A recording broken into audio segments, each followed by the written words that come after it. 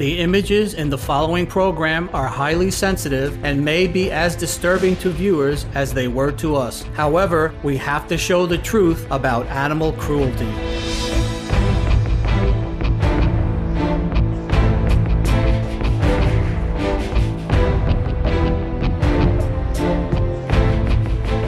Concerned viewers, today on Stop Animal Cruelty, we'll hear from Joyce D Silva, Director of Public Affairs for Compassion in World Farming, Bernard Vallat, Director General of the World Organization of Animal Health, and Dr. Michael Greger of the Humane Society of the United States about the devastating effects of avian flu, also known as bird flu, and its connection to animal exploitation. The origin of the feared avian flu of today was mild viruses carried in the intestines of wild aquatic birds such as ducks and shorebirds.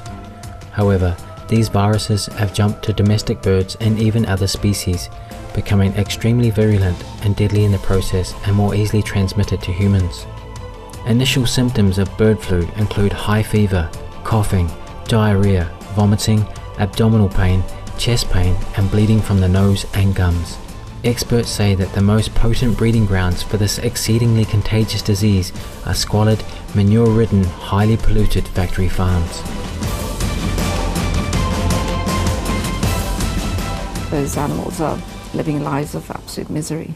We think that avian flu likes nothing better than a factory farm, because if you get, say, 20,000, 30,000 chickens in a factory farm shed, and that's how most chickens are kept in the world, sadly, the virus once it gets there, spread from chicken to chicken, but each time it moves from one chicken to the other, it's a chance for it to mutate and change. And so by having thousands of animals in the shed, that produces millions of opportunities for the virus to hop backwards and forwards and to mutate.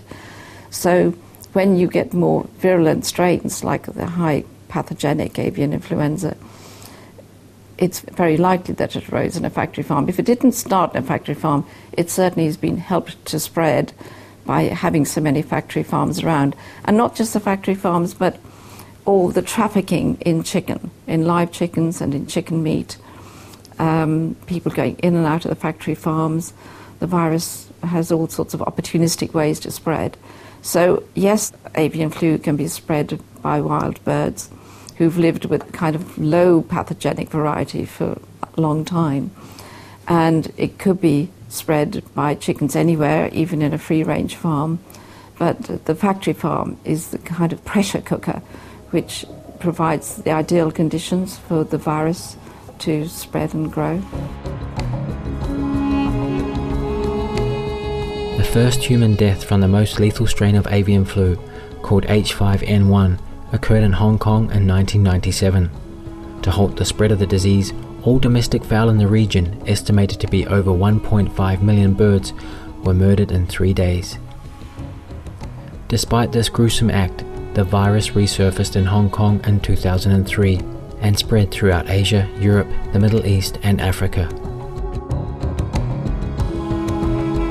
I think the high level of avian flu and those kind of things in Southeast Asia is related to the huge growth of factory farming of chickens in that area.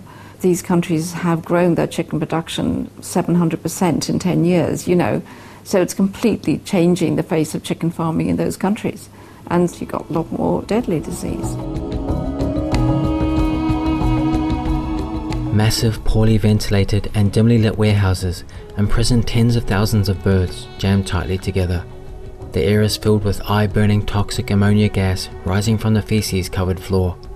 In addition to these sickening conditions, the birds are specially bred to grow quickly, which severely jeopardizes their health. Well, let's look at the animals in the chicken farm first of all. So we have literally many billions of chickens in the world that are being reared for meat, and they're called broiler chickens. And they've been bred to grow so fast now that they're growing at least twice their natural rate. So because they've been made to grow so fast, and that's done for economic reasons, you get more chickens through per month and per year, their immune systems have become compromised, and so they're more vulnerable to disease in the first place. So when they do get a disease, they're more likely to get it badly. Now, when they get the high pathogenic variety, the chances are it will spread from the lungs to all over the body, so they will become infected all over and probably die within a few days. Vaccines against several strains of the H5N1 influenza virus have been developed. However, the viruses that cause avian flu are extremely complex, with many subtypes, making vaccination for either humans or animals difficult and unreliable. Le cas de la grippe aviaire est encore plus compliqué. La fièvre afteuse, il y a 7 souches virales différentes avec des vaccins différents. Pour la grippe aviaire, il y en a des centaines. Et donc, il y a des virus de la grippe aviaire qui n'ont pas d'effet, qui ont un effet très, très banal, très mineur, chez les oiseaux, ou même et pas d'effet chez l'homme. Et il y en a d'autres, de temps en temps, qui apparaissent et qui peuvent être dangereux pour l'animal et pour l'homme.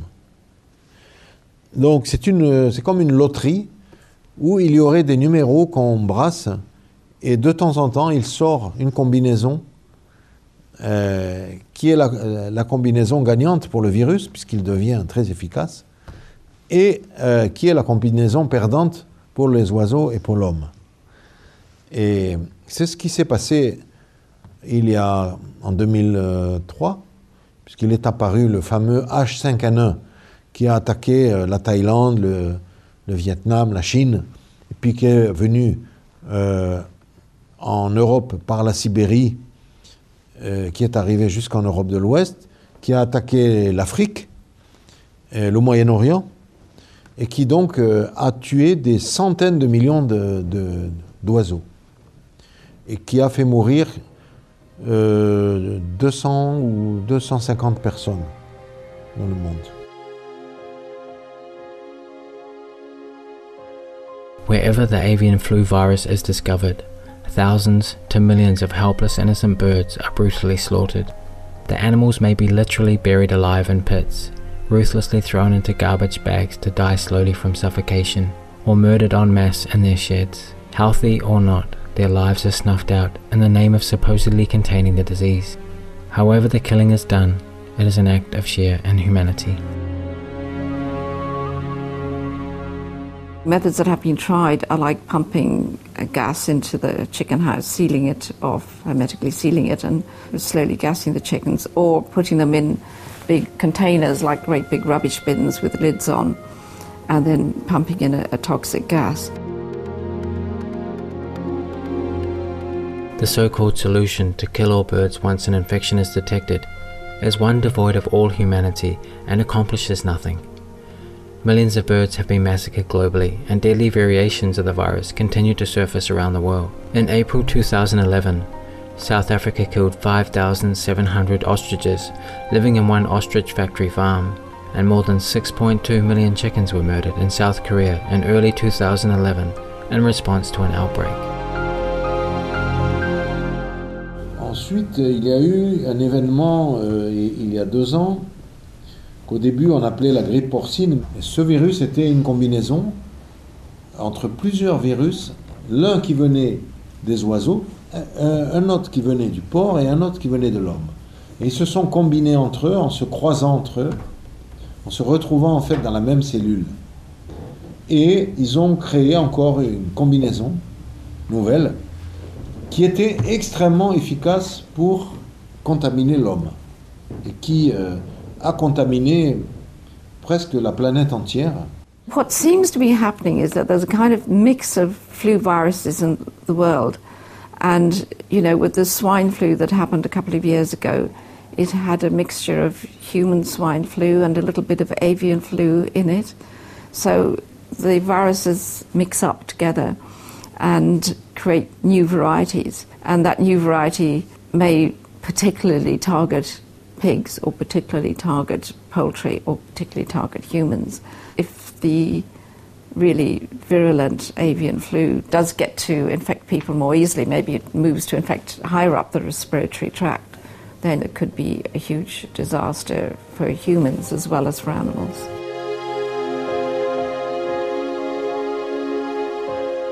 How can we end the threat of avian flu and other diseases that swiftly multiply on factory farms, as well as the unconscionable exploitation of billions of animals? The answer is simple. Choose a plant-based diet. I think you have to look sort of wider at society and what society is eating and what society is promoting in terms of farming.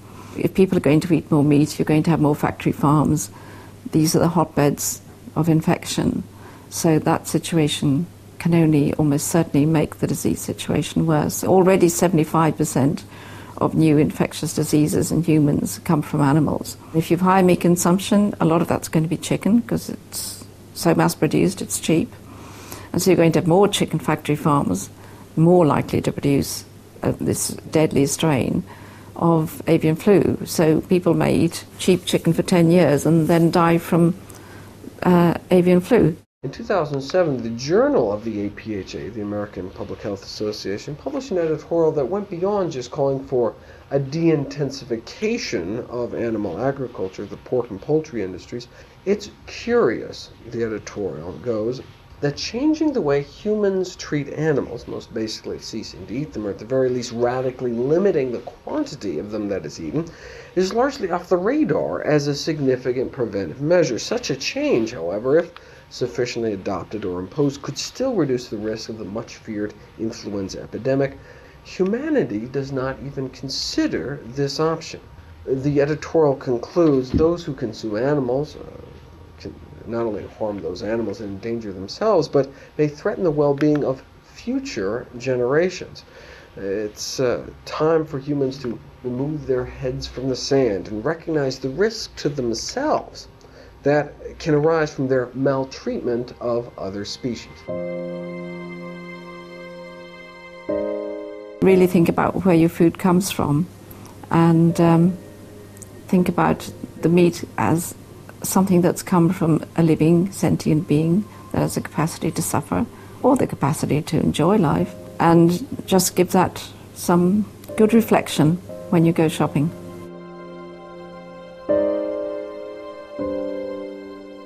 This activity of killing animals for meat has grown to vast proportions in many parts of the world outside of our eyes, causing immense suffering for countless animals, causing human diseases that include bird and swine flu, mad cow disease, etc., etc. Stopping meat and dairy consumption and fishing, poultry, or the animal product is the fastest and most effective way to cool our planet and halt these dangerous changes. And now that we also understand the immeasurable benefits for the organic vegan diet, we can simply step forward and implement this solution, which offers not only better personal health, but literally can save the entire planet, the entire world. We pray that we soon see a vegan world in which all inhabitants live in peace and harmony. For more information on ending factory farming, please visit the following websites: Compassion in World Farming at www.ciwf.org.uk, Humane Society of the United States at www.humanesociety.org, Dr. Michael Greger at www.drgreger.org. Thank you for your presence today on our program. Next on Supreme Master Television is enlightening entertainment after noteworthy news. May all beings on earth enjoy freedom, dignity, and security. For more details, please visit www.suprememastertv.com/stop-animal-cruelty.